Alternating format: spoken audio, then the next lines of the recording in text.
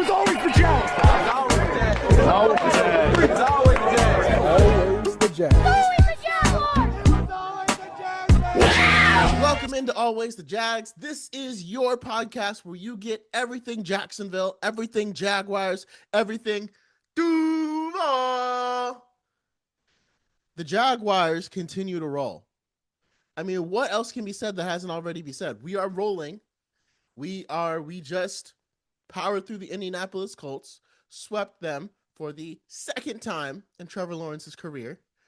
And again, Trevor Lawrence has had some up and downs, but where the way he's dominated AFC opponents, the AFC South rivals, and the Colts and the Titans. Like, again, hopefully next week we'll have our second sweep of the Titans. Or is that our third sweep of the Titans? And Trevor Lawrence still only has 1 or 2 losses to the Titans, I think. It's 1 or 2. And again, it's just an incredible spot to be in. And this Jaguars team, he has 2 losses to the Titans, I just remembered. Yeah, 1 in 21 and 1 in 23. This Jaguars team has found new identity and new life. And Liam Coen is just, he's the reason why. More so than anything. More so than Trevor Lawrence, more so it's Liam Coen. And I said it on another episode later on. Well, we'll get into that. First of all, let's break down this Colts game. First of all, I know the Colts don't have their quarterback, but going into a division rival stadium and beating them is never easy. Just ask the Pittsburgh Steelers. What just happened to them? They got beat by the Browns, who, I mean, technically you could say they have their starting quarterback in Shedeur Sanders, but it's not like he lit it up or has been lighting it up.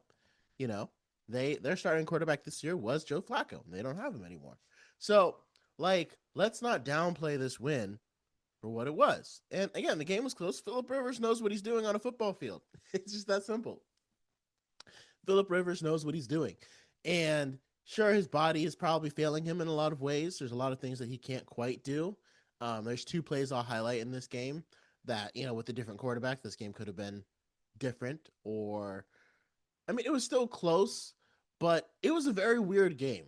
So, in the first half, whatever adjustments Anthony Campanile made in the second half really made a difference. Because in the first half, if you look at the stats closely, through the first 2 quarters, there were only a total of 5 drives, if I'm not mistaken, 5 or 6 drives.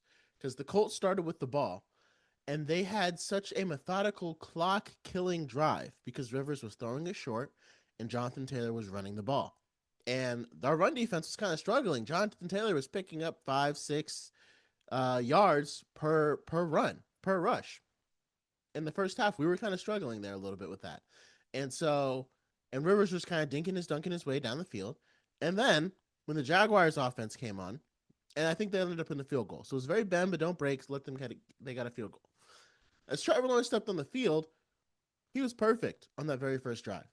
Bam, bam, shot. I don't even think he had an incompletion on that first drive. And, you know, the run game was working, and we were just moving down the field. We were looking like we were going to score a touchdown until that ill-fated fumble that allowed the Colts to get another possession. And then again, another methodical clock-killing drive to take it all the way down to the end zone where they ended up getting a Jonathan Taylor touchdown. So questionable penalties on that, but, you know, whatever. And those drives took off so much clock, right? So then the next drive we had that ended up being a touchdown drive, we were able to move the ball down the field with Trevor Lawrence again and go score a touchdown. I think that was the one he ran it in because the way he's using his legs right now is kind of a difference maker, but this is the Clemson Trevor Lawrence because Clemson Trevor Lawrence uses legs all the time. And like, I think that's something that Liam Coen wasn't doing at the beginning of the year. I don't think Urban Meyer wanted him to run because he doesn't like when his quarterbacks run as much, which is weird though because he coached Tim Tebow at UF. So I don't know. Maybe in the NFL he felt differently. And Doug Peterson definitely was not like I like my quarterbacks to run. Liam Coen is I like my quarterbacks to win. So let's go do that. Now again, Trevor's got to be careful. You know, Lamar Jackson is showing a lot of injuries. Kyler Murray runs a lot and he's been hurt a lot and his play is really starting to be affected by it. But again, Trevor is not a running quarterback. He's a quarterback who can run. Two different things. He's a quarterback who can run, so you always have to respect his legs. And you can always pick up those little bit of yards and be that last guy on the field that can go and pick up some yards. So, anyway, so Trevor ran it in, and then I believe we forced another punt. We forced our first punt by the Colts, and then the Jaguars had the ball with the chance to go tie it into the half. That was only our third possession, and there was only like a minute, maybe 2 minutes left in the quarter, in the first half. So, like, this game looks like it was like almost low scoring and like almost close, but the Colts, they did a good job of controlling possession. And that's something that Anthony Campanile realized and adjusted in the second half, because the Colts were dominating time of possession with those two incredibly long drives. And you look at the yards, again, our yards at one point, we doubled the Colts. We had 342 yards to their 170. And so it was very clear that Jacksonville was the better team. The Colts just capitalized on some turnovers. And that's what you have to do. And that's what we did early in the season. Capitalized on our turnovers to maybe punch above our weight class and beat teams like the San Francisco 49ers or even like the Chiefs, which looks more like we were in a different weight class than them. But that's what we did. And then Trevor had a really good looking drive that looked like it was going to end up in a touchdown or at least a field goal. And then that throw, again, we hadn't seen a lot of red zone interceptions from Trevor. And that throw just... Jermaine Pratt, here's my thing about that throw. Jermaine Pratt made a great play. Because in general, if you're a quarterback and your receiver's looking back at you and the defensive back is looking at the receiver trying to catch up and they haven't gotten turned around, that's a good throw to make, right? You want the defensive backs, you want the defensive player's back to be to you. So Trevor Lawrence threw it. The problem is there's only so much runway at the back of the end zone before you go out of bounds. So Parker Washington had to slow up at least a little bit for the ball to get to him. Otherwise, it would have been out of bounds. And that allowed Jermaine Pratt to turn around. And literally, he turned around and the ball fell in his breadbasket, and he just caught it. It was a great play by him, and it was a great awareness in time for him. Because I guess maybe he was looking at Parker Washington's eyes and saw Parker Washington's eyes go up to see the ball coming in, and that's when he turned around. But whatever instinct got him to turn around, it ended up being a great play. And so it was more of a good play by him than a bad play on Trevor's part. But again, the part that we'll criticize and be like, I don't know about this play, is that he had Brenton Strange splitting two safeties. And there's a certain window where if he throws that ball, he has Brenton Strange for a touchdown right there. And that would have completely changed the dynamic of the game. And that, I mean, we still ended up winning, don't get me wrong. But that would have been like, yeah, the better team is here now. You know, kind of like, oh, yeah. And also it would have been points on every drive that wasn't a turnover. And in the first half, the Jaguars got points on every drive that wasn't a turnover, you know. So, but that's why turnovers are important. They're just as bad as punts. I mean, they're worse than punts because you end up getting good field position and taking points off the board. So that took 3 points off the board for us, and we didn't get a chance to tie it. Then we go into the second half. Anthony Campanile really bottled up that run. And once he bottled up that run, the Colts offense struggled. They were only able to put up, I think, because it was 10-7, and I think the Colts were able to put up like were they able to do another touchdown? Yeah, they were able to go up another touchdown. So I think we got the ball to start the second half, and then we scored another touchdown to go up 14-10. And again, had we scored right before the half, it could have been 21-10, and that would have been like, yeah, okay. Sorry, guys. It's over. It would have been a chance to double up. But 14-10, Colts are still in it. Colts get down there, and he throws a touchdown pass to Mo Alley-Cox, 17-14. That was a good pass. It was a good play design. I saw it coming from a mile away. I said, you know, make sure that our linebacker, someone's on him. And Greg Newsome tried to make a play on the ball. He just couldn't. So, but then Jaguars, led by Trevor Lawrence, go right down the field and get a field goal. And then we go and get another one to make it 2017. There was a decision in there on 4th and 1.5 or 1 7 3/4. I would have taken the points there. I don't think I would have gone for it because again, that's 4th and 2 essentially. Like the stats say 4th and 1. Oh, go for it, analytics. But where the ball was placed, like if this is a yard, this is where the 4th and 1 was. It was much longer than a yard. It was like a yard and 3/4, I would say. And I think in that case, you need to round up and be like 4th and 2. And again, 4th and a yard, Trevor's body is long enough to stretch out and get a yard. Everybody can get a yard. Getting 2 yards is a little different. That's why 2-point conversions. That's why 2-point conversions are worth 2 points instead of a extra point, just kicking and getting the extra point. So it's not as easy, and that's why whenever you get a penalty, and it allows you to, and you could take it and go for 2 points instead of a 1-pointer. Teams do that because getting 1 yard is a lot easier than getting 2. And essentially, Liam Coen was going for it on 4th and 2. It looked like 4th and 1, but that was 4th and 2. It was closer. It was closer to being 2 yards than it was to being 1 yard. And so that I would have just kicked the field goal, taken the points. We would have went up 2017. Now it worked out because we were able to force the punt and go down and get another field goal. But again, that's the kind of timing where I think in the playoffs, that kind of mistake isn't going to work. And like, again, Trevor Lawrence throwing that red zone interception. Again, not necessarily him throwing the red zone interception, but him missing Brenton Strange down the seam. And instead throwing a red zone interception, again, not going to work in the playoffs. And teams still I'm amazed how teams still treat Brian Thomas Jr. like he's the number 1 wide receiver. And I guess that's because they don't want him to go deep on them and throw. And he had a pretty good game. I mean, he did, to me, again, he's doing his job of stretching the field, and he's not a diva that's like, I need the ball every single play. Neither is Jakobi Meyers, neither is Parker Washington. We don't have any A.J. Browns on this team, which I love, and that's what makes the whole operation work. There was one play where Brian Thomas Jr. was deep, and Trevor just missed him, and he had his guy beat, and I don't know if Brian Thomas Jr. slowed up, but you would like to see, like, it looks like he slowed up when he realized the ball was too far away, but you would like to see a player like speeding up and putting in that extra effort and at least reaching for it.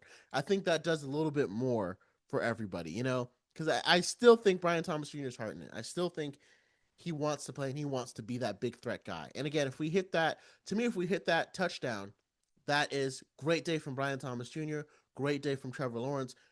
Wow, the Jags are just a juggernaut. And now it kind of looks like we survived the Colts, right? So, those big plays will end up making the difference. Again, in the playoffs, that's a play that you're going to need back. That's a play that you're going to need to win. That Brenton Strange touchdown, that's the play that we're going to need to win. This game could have been like 35 points. Those are plays that we're going to need. And Sauce Gardner was back, and he's a good cornerback. And DeForest Buckner definitely made his presence felt. But again, the Jaguars are just a better team. It's just that simple. And so a couple more decisions that I wasn't really sure about. On the 4th and 1, where it was time to like run out the clock and it kind of get us in a better position to kick that field goal and make sure the Colts had no time left, I'm okay with that. That was a good move because it was 4th and 1 and Trevor made the right move by going into the C gap, protecting the ball, and going down after getting the yard. That was the right call. Now, I will say there was one play where we picked up 8 yards, and there was a false start on the Colts. And it was 2nd and 2. And we could have taken the penalty and, got an extra 5 yards and 1st and 10. And we declined it, I guess, because taking the penalty stops the clock. I still think I end up taking the penalty, especially based on what happened after that. Because I was watching it, I was like, take the penalty. And then the next play, we lost some yards, and then I think the next play we had a false start, and we had a 2nd and 2 where we had a penalty that would have gone to 1st and 10 became a 3rd and 11. 3rd and 11, because I think we lost yards and then we had a penalty, so it moved it back to 3rd and 11. That is, it's. Like, you don't want that. Take the yards. Take the free yards. Take the free yards that they caused by the penalty. And yes, it's going to stop the clock, but now you got 4 more downs. You get another 1st down. Game is over. So we didn't take it. But then Trevor Lawrence showed us why he's getting paid $55 million. And Jakobi Meyers showed us why he's getting paid $20 million with a incredible throw and catch for 10 yards. Like, That's the kind of stuff that's the stuff that puts fear into defenses when it's like it's third and long and it's still not an advantage to you because of what this guy Trevor Lawrence can do with weapons like Jakobi Meyers. That ball was only in the place where Jakobi could get it. It was a fantastic catch. He had to leap up and alter his body and catch it with his fingertips just off of the ground, pull it in right at that yard line.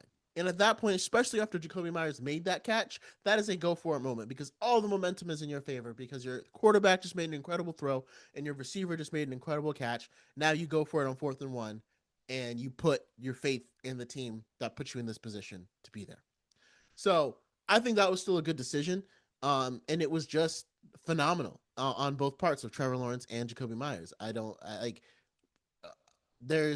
it was in a big moment where we needed it because we really needed it. Because again, games are funny. Whenever you do one little thing or one little thing here, momentum can shift, especially at someone else's home crowd. Had the Colts been able to swat that pass and make it 4th and 11, or that pass, or Jakobi Meyers drops it, or it just doesn't quite connect, momentum's kind of shifting towards the Colts. And the Colts are only down by 3. So they only had to go down and score 3 or go down and get a touchdown. But by doing that, I think we would have kicked a field goal, so they would have had to go get a touchdown. But again, by converting that first down, we chewed up so much time off the clock, allowed us to kick the game-winning field goal, and just really drove a stake into the heart of the fans. Now, again, I still prefer taking the penalty and getting the points. But like I said, it ended up working out. But this is one of the situations where in the playoffs against a team like the Bills or the Texans, especially against the Texans, you take the penalty and you take what yards you can get. Even if you're at the point where, okay, we can be closing out this game, you take those yards because the Texans don't give a whole lot up. The Bills aren't going to give a whole lot up. Neither are the Patriots. You got to take those yards. So this is a win on the road, and this is why, hopefully we can beat the Titans at home, and then we can make most of the playoffs have to come to our stadium, so any momentum hopefully stays on our side. But again, this kind of play on the road in the playoffs would hurt us. Against a better team, we would have lost today based upon the mistakes that were made. And again, the Colts are not a terrible team. They're a lot better than their record suggests because of their quarterback. But also, again, even if Daniel Jones is playing, if you look at the teams the Colts have lost to, the skid started before Daniel Jones went down. When he went down, it just gave them an excuse for why the skid started. But either way, losing injuries to your cornerback, your defensive tackle, the Colts were kind of already in a free spiral. So Jags were able to take advantage of it, and Trevor Lawrence still had a phenomenal day on the ground. He had no passing touchdowns, but again, 2 rushing touchdowns was enough to put us in a position to win the game. And then 3 Cam Little field goals, dude is money.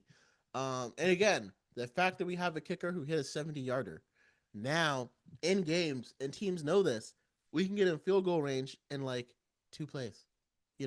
In most, if you, especially some returns by DJ Dallas, who didn't have a bad game as well, replacing Bashal Tutin. Some of those returns, we were already in field goal range. And when it gets time, when these games are coming down to the wire, being in field goal range is a huge advantage for the offense because the defense wants to push you back out of field goal range, but the offense can still go and get a touchdown. So those are the kind of advantage situations that having a great kicker puts us in. So like I said a little bit earlier, Liam Coen has transformed the culture of the Jacksonville Jaguars because we've all taken on his personality. And the entire chain. Look, I'm wearing the chains for the Jaguars right now. I got my teal and black chains on right now. They're beads, but whatever. I call them chains. And Dan, if I look around the NFL, there are culture guys and then there are scheme guys. And culture guys get all the guys fired up and wrapped around into, Doug Peterson was a scheme guy. He wasn't necessarily a culture guy. He's like, hey, we're going to win because my scheme's going to work. And that was proved true, right? But when things got rough, when things got tough, it was hard to be like, hey, just keep relying on the scheme for things to get better because it wasn't getting better. Guys weren't fired up and playing. Because in a lot of times in the NFL, it really just comes down to beating your man. And most guys are there's players that are obviously better than others, but the difference between players is not as Simple as it seems. So when it comes down to just beating your man, sometimes having a boost of adrenaline or having some emotional reaction to what's going on, that ends up boosting your performance and ends up making you play better. And that's just the way it ends up going. Um, and so I think Liam Coen is a scheme guy and he's a culture guy. And I think Dan Campbell, like the problem with the Lions right now, Dan Campbell is, I think he's just a culture guy. I think he relied on a lot of the scheme from Aaron Glenn and Ben Johnson, who are now head coaching elsewhere. And obviously, you can see how well it's working for the Bears and their offense because Ben Johnson is a scheme guy as well, and he's also become a culture guy, like with him ripping off his shirt in the locker room. Um, and Aaron Glenn, he's just dealing with a bad hand with the Jets. I hope he doesn't get fired, but um, that's all I can really say. I just hope he doesn't get fired. But yeah, the Jets are a hot mess right now. But anyway, Liam Coen is a culture and a scheme guy, and you could tell because again, look at the Buccaneers. Their offense is broken. Whoever they had is not working. And so, Todd Bowles is doing his best, but even the defense isn't playing very well. And so, I wouldn't be surprised if the Buccaneers lost to the Panthers and the Panthers took the division. They just lost to the Dolphins to a sixth round rookie quarterback. So again, Liam Coen, he's brought the scheme and he's brought the culture. And Anthony Campanelli is feeding right into that again with the scheme and the culture. And the way this man, our defensive coordinator, makes adjustments in half to make sure his team is in the best position to win. I hope we hold on to him for another season. But like, if he doesn't get a head coaching gig this offseason, he's gonna get one next one. He's unlocked some incredible things. And if we look at studs and duds from the Colts game, um, Jerry and Jones continuing to play good football. That interception really kind of put us in a position to take control of the game and not give it away. And it was a beautiful play. He read Phillip Rivers perfectly. And I think the ball, like it looked like the ball didn't have enough zip on it, again, because of Phillip Rivers' arm. But what happened, I think a defensive tackle actually got his hand on it a little bit. And so the ball ended up landing a little bit more perfectly for Jerry and Jones to make the pick than it did getting to the receiver. Because I think it might have made it to the receiver had his hand not gotten on it. But it did. So we got it. And that was a great play by him. Again, Trevor Lawrence continues to show out and show why he is our quarterback. Like again, he's the reason why we won this game. I don't know who I would pick as like a player of the game. Maybe Jerry and Jones just for that pick because that was the thing that kind of sealed it for us. All the other guys were flying around making tackles in the backfield. Trayvon Walker had a really good day of getting in the backfield, and what Campanelli started doing with Trayvon Walker and having him move inside to the three technique and move back outside on passing downs and run. It helped our run defense a lot in the second half, and it allowed Trayvon Walker to use his versatility. And again, he used him at what he's best at. Tremendous run defender. We didn't get much pass rush, I felt like the other day. We had a couple of sacks here and there, but there wasn't a whole lot of pressure on Phillip Rivers. The Indianapolis Colts offensive line is playing really well. Again, and we were missing as far as the protection on Trevor Lawrence. He was actually getting a lot of pressure up the middle, and he was actually had a lot of guys in his face, and it felt like the protection was kind of breaking down sometimes. And I wasn't sure when I was watching it, but after a closer look, like I thought maybe it's because Jonah Monheim was in instead of Robert Hainsey, but Jonah Monheim was actually playing well. It was actually with Walker Little at right guard. He had a good game at right guard the week before. I think not against the Broncos. It was against another team. But this week, not so much. I think it was against the Jets. He had a good game, which I mean, I guess it was the Jets, so easier to play right guard there. But this week, not so much. Not so much. Walker Little struggled heavily at right guard. I don't know if he gave up any sacks, but he was giving up again. Guys were Grover Stewart and DeForest Buckner were using him as a turnstile for a lot of the day. Ezra Cleveland had an okay game. I thought Anton Harrison held up well, and Cole Van Lannon is the left tackle, and we got to figure out how to keep him. It's that simple. And I think Jonah Monheim, like again, it's tough for what you want to do in the playoffs, but what I would do for our offensive line configuration, because I think Robert Hainsey is only missing one game. I don't think he's out for a significant period of time.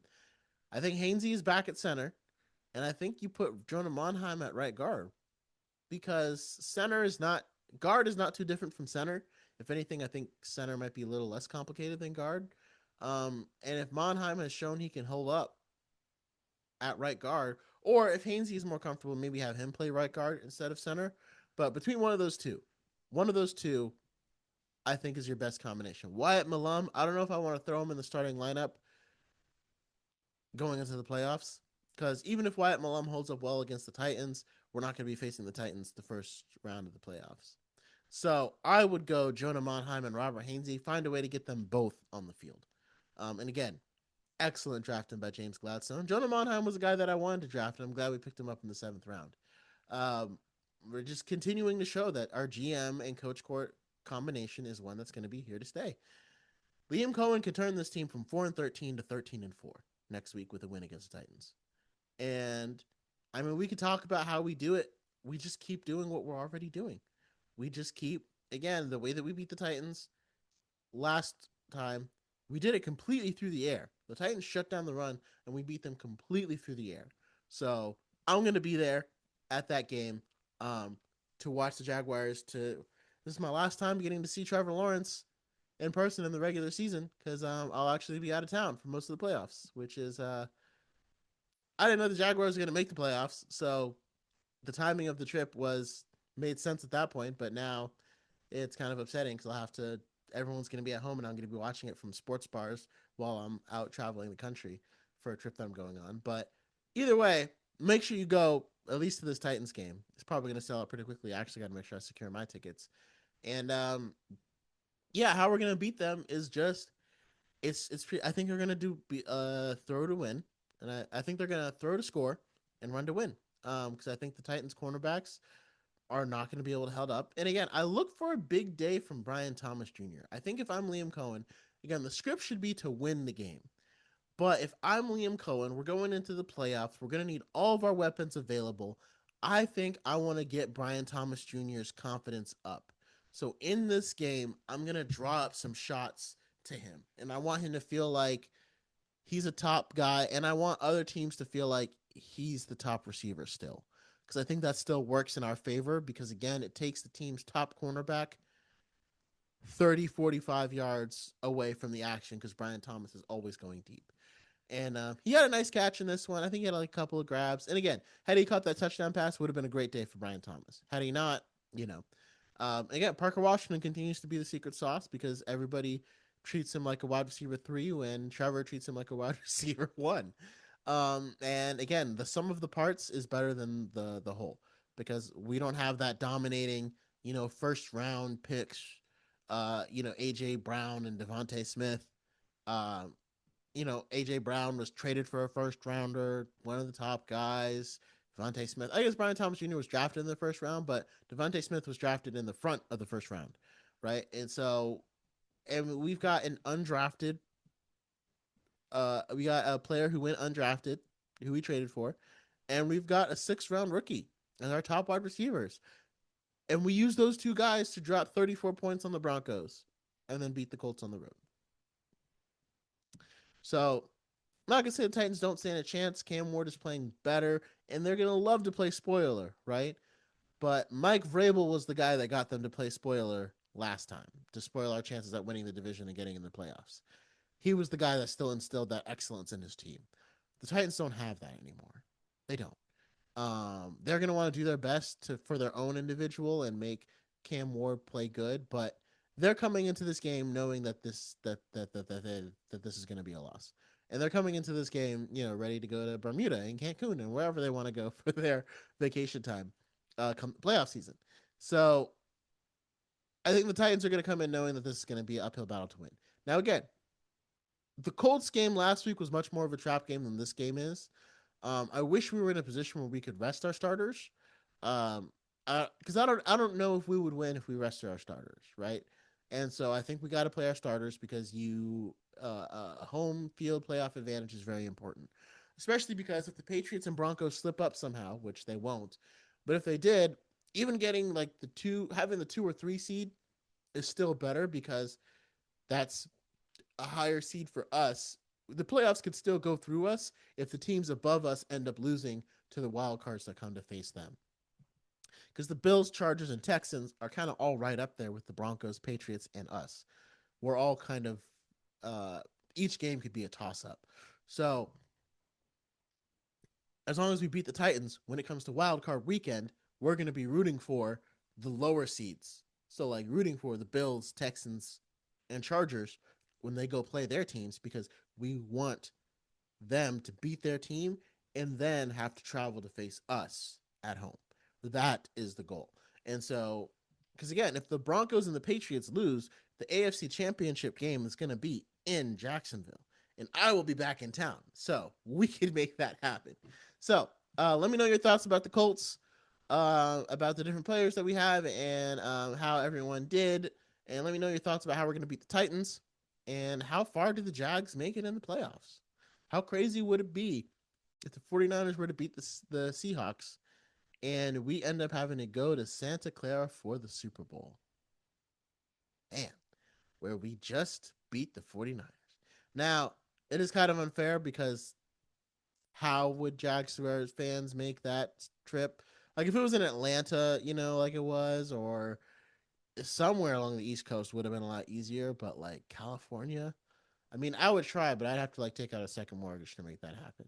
But it would be worth it. So, Jaguars fans, make sure you enter every Super Bowl winning contest that there is, tickets to win because, we're going to need as much teal in there as possible.